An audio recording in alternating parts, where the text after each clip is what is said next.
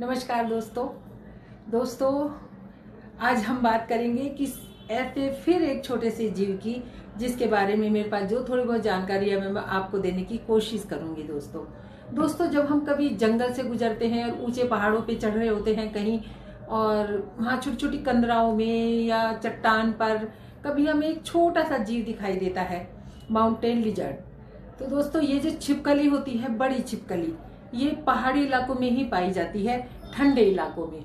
और कभी कभी धूप सेकने के लिए बाहर निकलती है, तो ये धूप से इसको बहुत ऊर्जा मिलती है।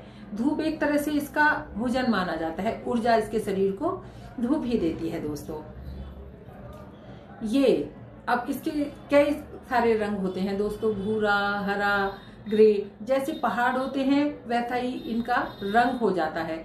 ये एक ही प्रजाति की एक ही पहाड़ पर अलग अलग कलरों में भी पाई जाती हैं। दोस्तों इनका जो होता है कान दिखाई नहीं देते हैं ऊपर से, लेकिन जो धरती में कंपन होता है उसको ये बहुत अच्छे से महसूस कर लेती हैं। जब कभी भूकंप आने को होता है तो ये बाहर निकलकर इधर उधर दौड़ने लगती हैं। एक असामान्य इनका व्यवहार होता है दोस्तों। तो ये धरती की गतिविधि को बहुत अच्छे से देख लेती हैं दोस्तों। और दोस्तों इनके बारे में एक और खास बात, जब ये नर और मादा बिल्कुल भी अपने बच्चों के पालने में योगदान नहीं देते, जब ये मादा अंडे देती है तो जमीन में देती है और उनको जमीन से ढक देती है किसी चीज से, या फिर ऐसी जगह देती है कि सीधी उन पर धूप पड़ती है और वो कुछ दिनों में बच्चे निकल जाते हैं, फिर वो इन्हें प्रकृति के सहारे छोड़ देती है। वो इनका पालन पोषण, दूध पिलाना कुछ नहीं करती है दोस्तों। बच्चे पैदा होते ही अपना शिकार खुद खाने लगते हैं, छोटे कीड़े जानवर ये। तो ये इनकी जानवरों से एक अलग बात है कि अपने बच्चों के लिए बिल्कुल भी कोई जिम्मेदारी नहीं निभाते हैं, बस अंडे देने तक। कभी कभी ये भी देखा गया है कि कोई मादा डायरेक्ट बच्चे भी देती है किसी प्रजाति में।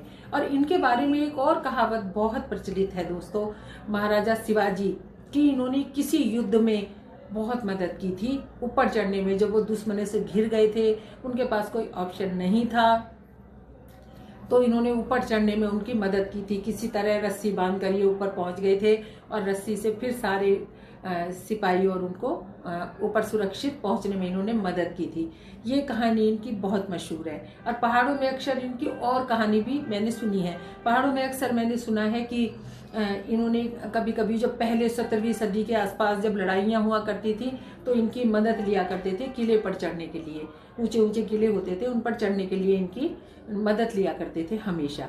तो ये है दोस्तों इनके बारे में कुछ खास बातें।